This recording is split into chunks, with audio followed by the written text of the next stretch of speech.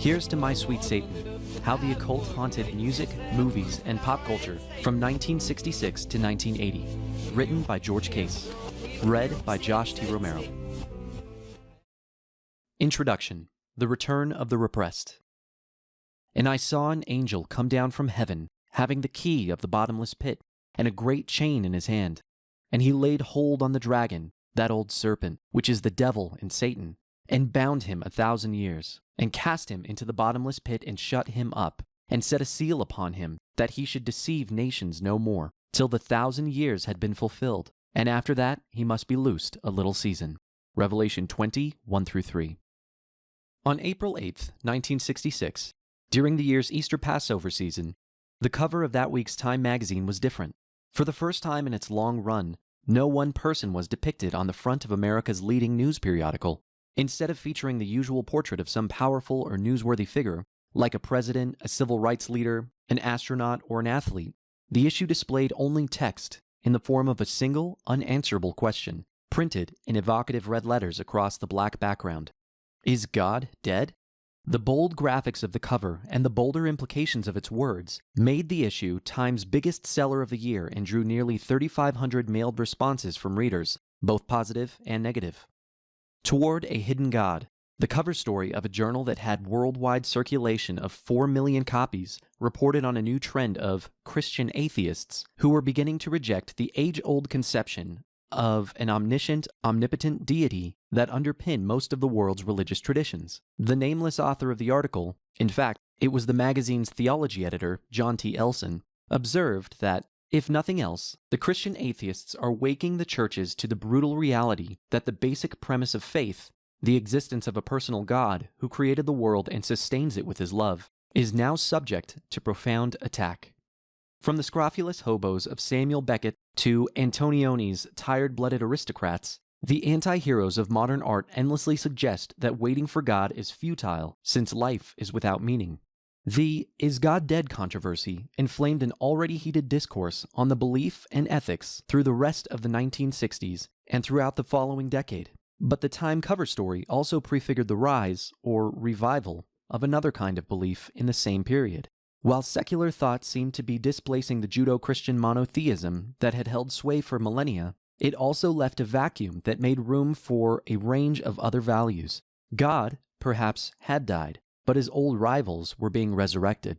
During this era, a variety of suppressed, discredited, or half-forgotten spiritualities came to the forefront of popular imagination in an unprecedented wave of media. For some 20 years after 1966, the Western world was captivated and distracted by ideas and expressions that had not held widespread credence for centuries, if ever.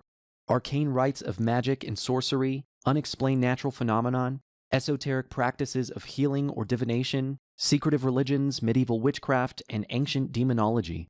The general term that encompassed all of these was the occult. From the Latin word for covered or hidden, the occult was largely defined by the established creeds it stood apart from. Christianity, after all, invoked spirits, miracles, and the devil, and the Old Testament told of giant beings, human sacrifices, divine interventions, and a mysterious, wrathful deity. Anthropology and archaeology had uncovered primitive methods of imposing human will on the outside world. Rain dances, shamanic cures, and fertility ceremonies, and paleontologists had confirmed the long-gone existence of monstrous reptilian creatures and semi-human ancestors. Historians researched shameful episodes of official witch persecutions in Europe, alongside a few verifiable cases of Satanism. Intrepid travelers documented exotic forms of knowing that were common in Japan, China, or the subcontinent. None of these had been fabricated in the 20th century. They were long-standing facts of human culture and knowledge.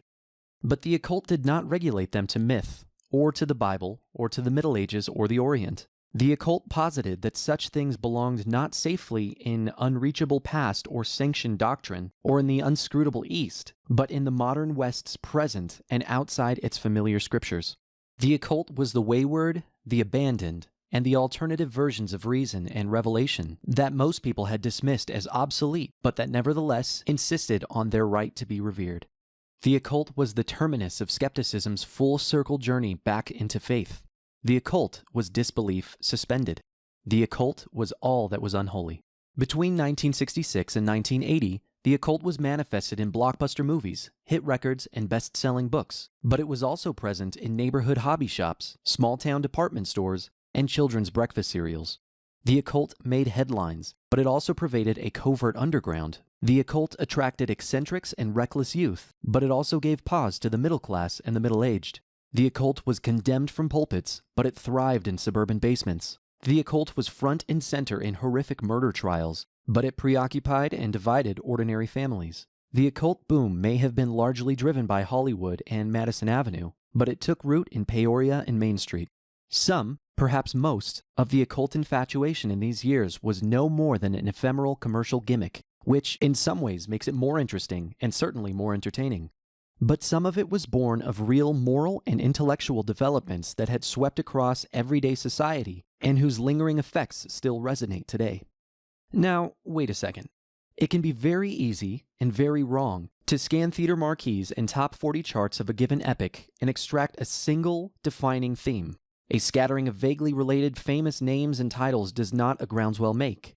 Weren't the 60s and 70s better known for a time of ascendant black consciousness? What about the impact of feminism, the sexual revolution, the me generation? Weren't blaxploitation movies, women's liberation, single bars, and selfishness the true markers of the period? What about the new visibility of ethnic actors in films? For example, Woody Allen, Al Pacino, Dustin Hoffman, The Godfather, and Mean Streets? Or the expanding pornography industry, with the taboo-busting Penthouse magazine and hit skin flicks like Deep Throat? What about singer-songwriters, the ecology, inflation, jogging, disaster movies, and disco? Indeed, yet the occult was pervasive enough to be regarded very seriously by contemporary observers. Its impact wasn't just perceived in hindsight. And if the occult was only one of numerous social artistic movements during its day, part cultural phenomenon, part expletive fad, it may have been the one with the most consequential implications. It was certainly the one that provoked the strongest backlash. Likewise, much of what emerged from the occult mania was pretty silly. Rejuvenated superstitions, rediscovered pulp fiction, simplistic and opportunistic interpretations of far deeper doctrines, and old stories retold with more graphic literal and visual language for a more uninhibited age. Some of what passed for the occult during the 60s and 70s was just deliberately fraudulent. But some raised serious questions about good and evil, about man's place in the cosmos, and about the very nature of reality itself. The point here is less that there really were demonic possessions, witch covens, or a Loch Ness monster, but that hundreds of thousands of people believed there to be. And a million more at least had to consider such things as part of their ordinary understanding of the world. For some, the occult was a hysteria. For others, it was a sideshow, but it could seldom be ignored. Of course, public interest in the occult did not suddenly begin in 1966 and just as suddenly die out 14 years later.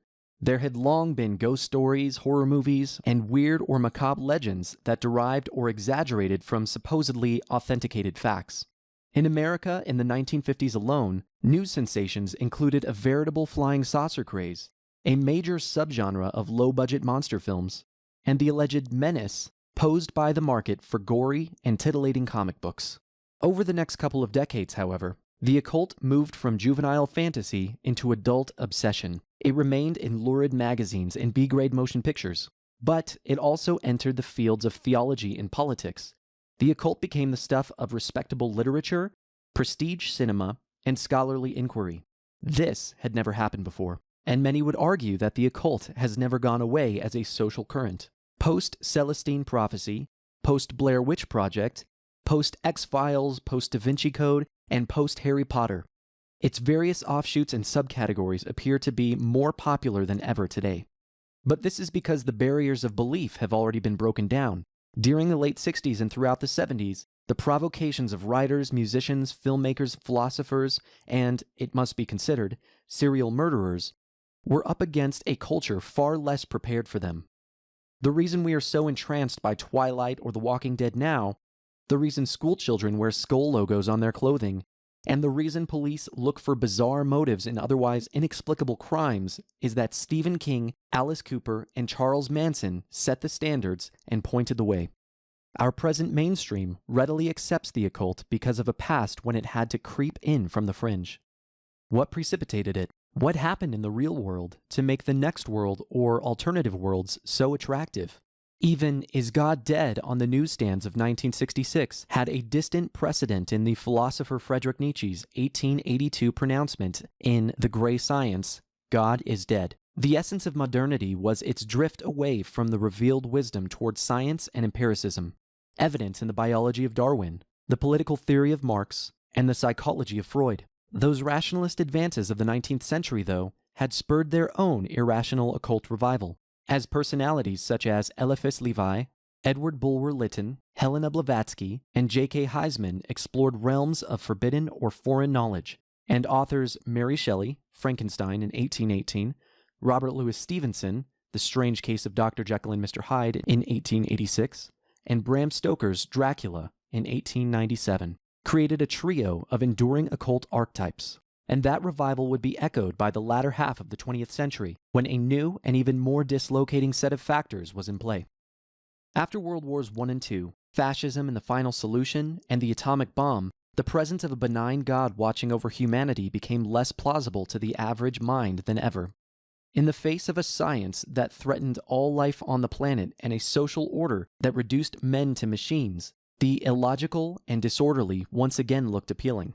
The ongoing threat of nuclear annihilation, the assassination of John F. Kennedy, Martin Luther King Jr., and Robert F. Kennedy, and the revelations of the Pentagon Papers and the Watergate scandal, each undermined citizens' faith in the purposefulness of life, the stability of government, and the integrity of authority. Meanwhile, the automotive and aeronautical mobility of the post-war era brought many Westerners into contact with the insoluble mysticism of Asian religions, notably Zen Buddhism and Hinduism, while beat writers Jack Kerouac, Allen Ginsberg, and their peers wrote and spoke of a sort of sense to be found in the senselessness. Later in the 60s came the increased use among the young of psychotropic drugs marijuana, LSD, psilocybin, and mescaline, which left already impressionable people yet more open to distorted or hallucinatory perceptions of experience. Technocrats and military men had devised elaborate space programs that seemed to have cruelly quantified the infinite wonders of the universe. The time was right for a reintroduction of the fantastic into the public discourse. The structure of the state and the precepts of the church could no longer be trusted. If there was no longer anything or anyone to believe in, the unbelievable was a viable option. If God was dead, death and its attendants were viable gods. Strange, then, that the key point in the modern origins of something as dark and disturbing as the occult lies, like so much else that arose in the 60s, with none other than the bright and beatific Beatles.